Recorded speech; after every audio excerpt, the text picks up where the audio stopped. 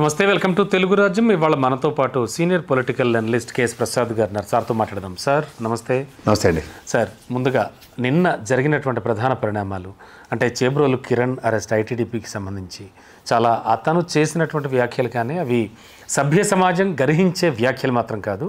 And అతను చెప్పినటువంటి విధానం, అతను అరెస్ట్, ఆ తర్వాత జరిగినటువంటి పరిణామాలు, దారిలో మన ఆల్రెడీ ఆయన అడ్డుకోవడం, అతని మీద దాడి చేయడం, సరే ఇవన్నీ జరిగాయి. ఈ నేపథ్యంలో నెక్స్ట్ ఇప్పుడు వస్తున్నటువంటి క్వశ్చన్ ఏంటంటే ఇమ్మీడియట్ రియాక్షన్ టీడీపీ నుంచి ఎలా అనిపించింది మీకు? అండ్ గతంలో కూడా వైఎస్ జగన్మోహన్ రెడ్డి గారు సీఎంగా ఉన్నప్పుడు కూడా చాలామంది చాలా తీవ్రమైన వ్యాఖ్యలు చేశారు. వల్లభనేని వంశీ గారి దగ్గర నుంచి మొదలు పెడితే కనుక.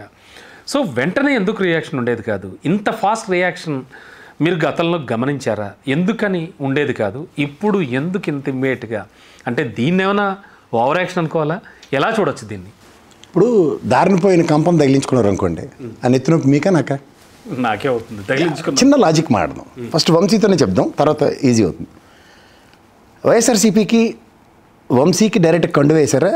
ఆ టెన్యూర్లో డైరెక్ట్ శాపై వెనకాల బెంచ్లో కూర్చోబెట్టారా? కరెక్ట్ అండి, రెండోదో కరెక్ట్. అంటే పార్టీ హాజ్ నాట్ ఓన్డ్, జాగ్రత్తగానండి. తర్వాత ఇప్పాల రవీంద్ర వీళ్ళందరూ, కొంతమంది కృష్ణవేణి ఎవరు, వీళ్ళందరూ కూడా వీడియోలు చేశారు. ఎవరి దాకా ఎందుకు బోరగడ్డ నీళ్ళు. జస్ట్ చిన్న కంపారిజన్ చేద్దాం. ఫస్ట్ థింగ్ ఏంటంటే, ఇవాళ నేను ప్రైమ్ నేమ్ డిబేట్లో కిరణ్ అని తెలుగుదేశం ప్రతినిధి,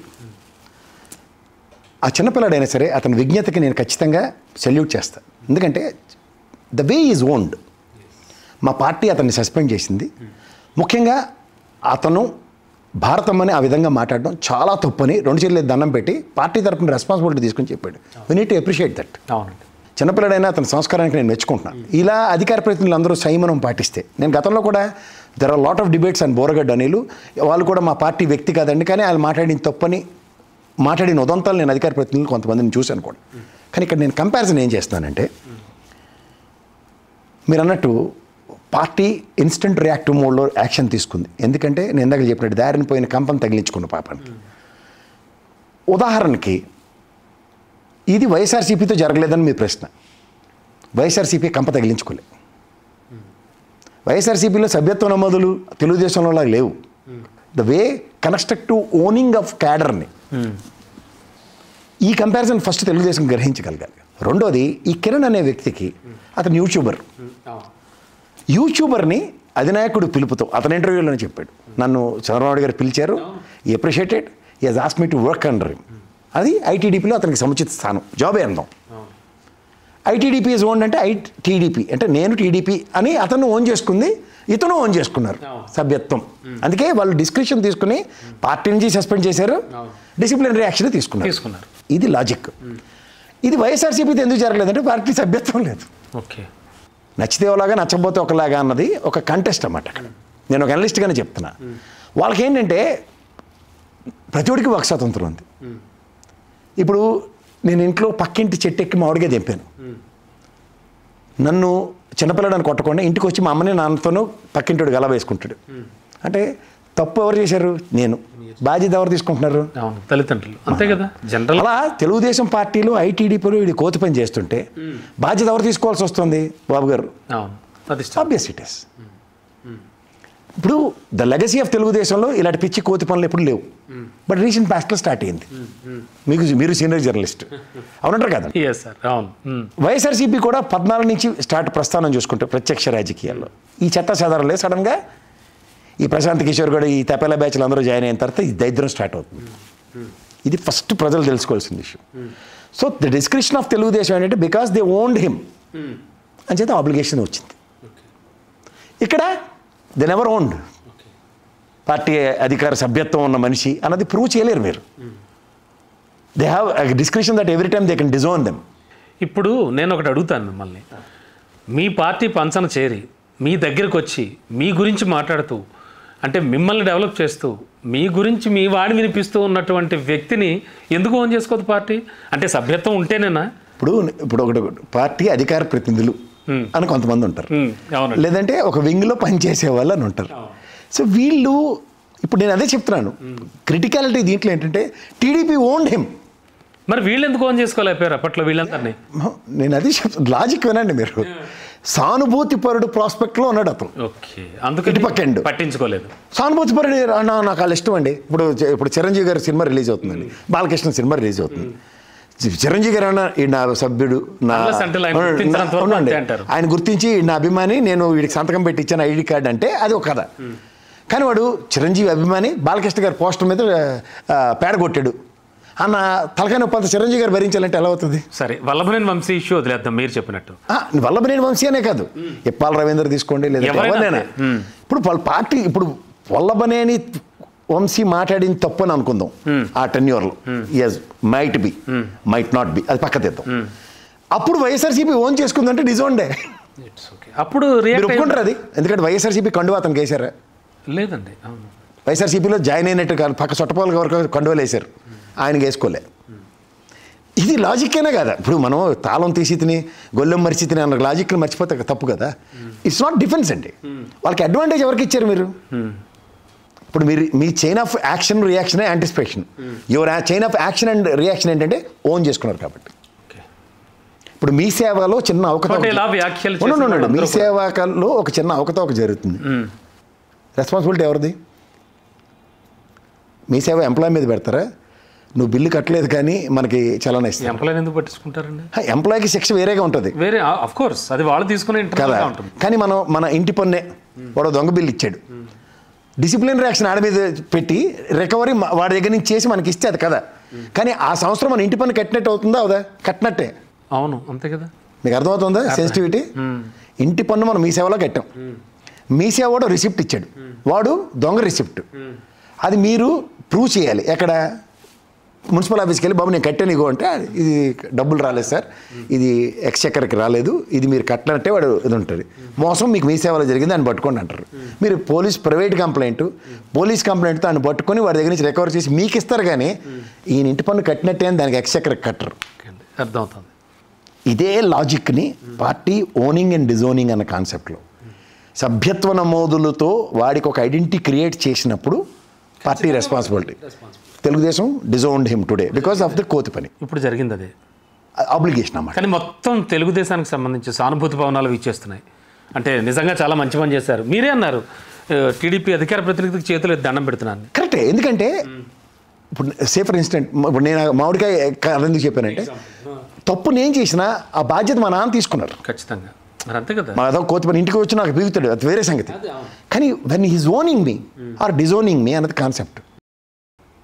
ఇవాళ ఎవరు అతీతులం కాదు సార్. ఇప్పుడు నాకు తెలుగుదేశం పార్టీ ఉదాహరణకి, లేకపోతే వైఎస్ఆర్సీపీ పార్టీ, నేను వీడియోలు బాగా చేస్తున్నాం అండి, మీరు రండి మా పార్టీ అధికార ప్రతినిధి ఇస్తా ఉన్నారు అనుకోండి ఎగ్జాంపుల్, నాకు కొంత రెస్పాన్సిబిలిటీ ఉంటుంది.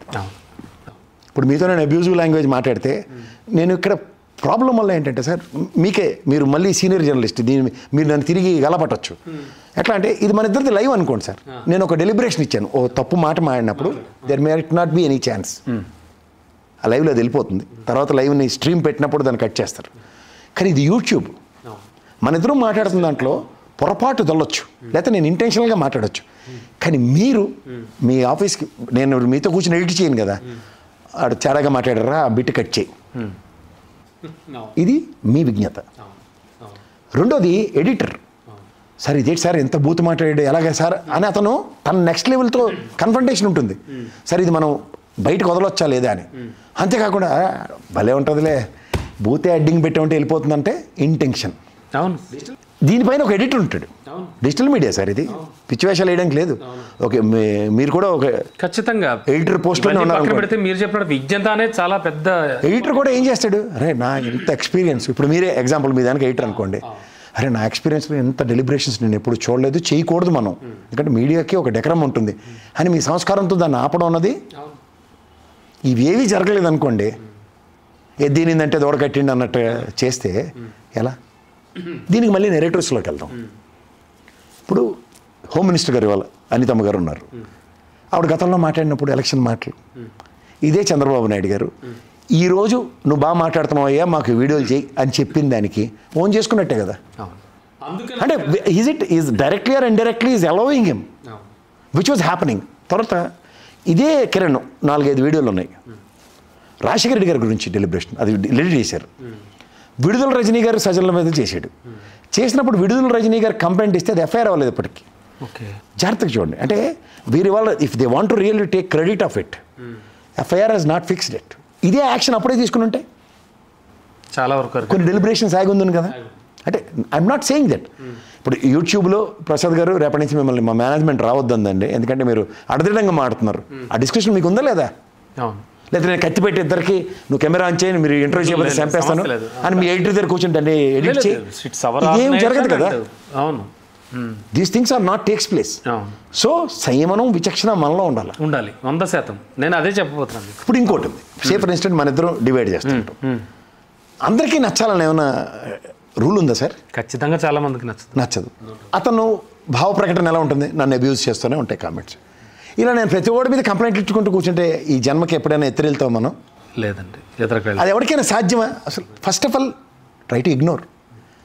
నేను మాట్లాడింది అందరికీ నచ్చాలన్న శాసనంతో నేను చేస్తే మీరు అన్నది రైట్. కానీ నేను మాడింది అందరికీ నచ్చాలని రూల్ లేదన్న విషయం నాకే తెలిసినప్పుడు నన్ను తిట్టాడు, వీడు నన్ను ఇలా అన్నాడు. ఇప్పుడు కొంతమంది యూట్యూబ్లో ఉంటారు. నేను ముందు రోజు చేసిన ఒక వీడియో ఏదైనా ఉంటే ఖచ్చితంగా నా మీద అతను డెలిబరేషన్స్ ఇస్తుంటాడు. చెప్పుతో కొడుతున్నావు, నా ఫోటో బొమ్మ పెట్టు. That's is call. అతను ఆ డిసిషన్ తీసుకుని ఆ పని చేస్తున్నాడు. అది చూస్తున్నారు కొంతమంది, చూడండి, అది వాళ్ళకే వదిలేయాలి. మీరు చూడొద్దండి నన్ను తిట్టాడండి అని నేను చేస్తే అని అర్థం ఉందా? Let them. అవునండి. ఒక్కొక్కరికి ఒక్కొక్క టైప్ ఉంటుంది. ఇప్పుడు సీరియస్గా శంకరాభరణం సినిమా చేయాలనే రూల్ ఉందా చిరంజీవి గారికి? కానీ అందరికీ ఎవరు నచ్చిన పందాలు వాళ్ళు చేస్తున్నప్పుడు, అలా ఎవరికి నచ్చిన పని వాళ్ళు చేస్తున్నప్పుడు వాళ్ళు నియంత్రించడంలో మనం తప్పు చేయనంతకాలం నీ అంతరాత్మకి నువ్వు సమానం చెప్పుకోనంత కంపారిజన్స్ ఉండవు. సో పార్టీ ఓన్ చేసుకోలేదు కాబట్టి, అలాగే సభ్యత్వాలు కూడా కొంతమంది లేని వాళ్ళు రెచ్చిపోయారు కాబట్టి గతంలో వెంటనే రియాక్షన్స్ లేవు వైసీపీ. వెంటనే కదా వైషుడే. ఇప్పుడు ప్రతి ఒక్కటి రోడ్డు మీద ఎవడో అలా తిట్టిపోతాడండి. ఇప్పుడు అదే ఇందాక ఎగ్జాంపుల్ అర్థమయ్యే భాషలో చెప్పాలంటే పేడ కొట్టాడు చిరంజీవి గారి అభిమాని అని బయటోడు ఆడరా ఆ చిరంజీవి అభిమానులు రా పేడ కొడతారు అని అది అండర్లైన్ చేశారు అనుకోండి. దొరికిన కంప్లైంట్లు పెట్టుకుంటే ఎప్పటికవుతుంది అది. మొత్తానికి ఏదైనా చేబ్రోలు కిరణ్ అనేటువంటి అంశం, అతనిపై తీసుకున్న చర్యలు కానీ ఇవన్నీ ఒక వార్నింగ్ లాగా అనుకోవచ్చు అంటారా? చాలామందికి ఎలా చూడొచ్చు దీన్ని ఫైనల్గా? అది ఒకటి చెప్పాలంటే అతనికి రక్షణ కల్పించినట్టే సార్. ఎందుకంటే స్పాంటేనియస్ రియాక్టివిటీ అన్నది ఇప్పుడు ఆయన రాజశేఖర రెడ్డి గారి మీద వీడియో చూస్తే నాకే కోపం వచ్చింది. పుట్టుకలు, పూర్వాలు, కులాలు, గోత్రాలు, ఇంటి పేర్లు ఇవన్నీ మాడితే how can? And human emotions ఎట్లా ఉంటాయో you cannot narrate it sir. అప్పటికప్పుడు స్పాంటానిటీ ఉంటుంది. ఎవడో రెండు పెగ్గలేసిన తర్వాత మూడు ఎలా ఉంటుందో ఎవరికి తెలియదు. కరెక్ట్ అండి.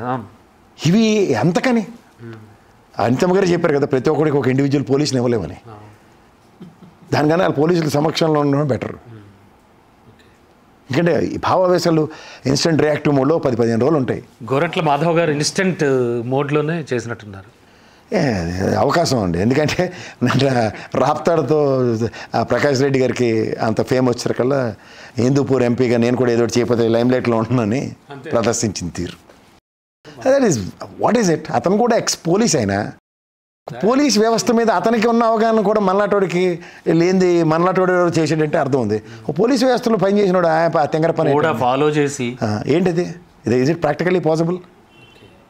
అంటే స్పెషల్ డిస్కషన్స్ తీసుకోవడం అన్నమాట. లైమ్లైట్లో ఉండి వాళ్ళ చర్చనీయాంశాలు అవ్వాలి అనే పిచ్చితనం తప్ప ఇంకేం కనబడలేదు. ఆ ఏరియాలో వాడికి పేరు వచ్చేస్తుంది. నేను ఎలా ఊరుకుంటే ఎలా? ప్రకాష్ రెడ్డి గారు ఏం చేశారు అలా నేను ఎందుకు చేయలేపాను అన్నది ఆక్రందనే కనబడింది నాకైతే. ఒక చిన్నపిల్లడి చేస్తే అది. ఓకే అండి. ఏదైనా కూడా టీడీపీ చేసింది చాలా మంచి పని డెఫినెట్గా. అంటే ఇన్స్టెంట్ రియాక్టివ్ మూడ్ అయితే ప్రదర్శించి ఒకటి అతన్ని రక్షించడం ఒకటి. ఇప్పుడు ఎవరైనా తప్పు చేయొచ్చండి. చిన్నపిల్లల వయసు ఎంత ఉంటాయి సార్? ఈడ్చి కొడితే 30 లోపల ఉంటాయి వాళ్ళకి. ఇప్పుడు ఒక భావావేశాన్ని వ్యక్తపరిచే విధానం కొంతమందికి అందరికీ ఒకలా ఒక గొడ్డలు పెట్టు నథింగ్ బట్ అంటే ఖచ్చితంగా ఇలాంటి వ్యాసాలు. అంటే నేను ఇవాళ 2 విషయాలు చెప్పగలను. ఆ కిరణ్ అనే వ్యక్తి అతను మాట్లాడింది విని నిన్న ఆ కిరణ్ మాట్లాడేది చెత్తా చెదారం విని ఆ కంపారిజన్లో ఎలా ఉంటుందంటే ఒక వ్యక్తి ఒక పార్టీకి సంబంధించిన వ్యక్తి ఒక సంయమనాన్ని ఎలా పాటిస్తున్నాడు, ఇంకొతను విచక్షణ రాహిత్యంగా ఎలా ప్రవర్తిస్తున్నాడు. It's a huge comparison. ఆ కంపారిజన్లో ఇప్పుడు అందుకే చూడండి గుర్రాన్ని గాడిదని దానికి కట్టకంటారు. ఇదే ఇప్పుడు దాన్ని ఎంత టీడీపీ మీద ఆపాదించి మాట్లాడడం ఎంతవరకు సమంజసం అన్నది ఒకటి.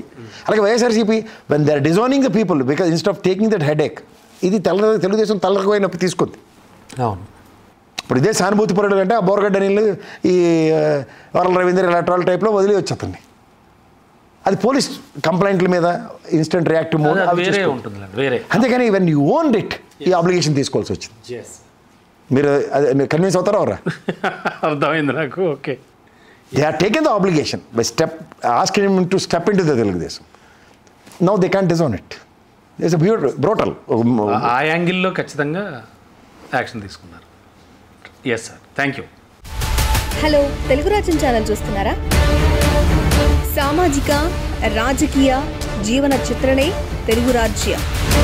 అతిశయోక్తులు అసత్యాలు ఉండవు. రాజకీయ కోణం కాదు, ప్రజా కోణమే కొలబద్ద. తెలుగు రాజ్యం వీక్షణ మీ ఉత్తమ అభిరుచికి నిదర్శనం.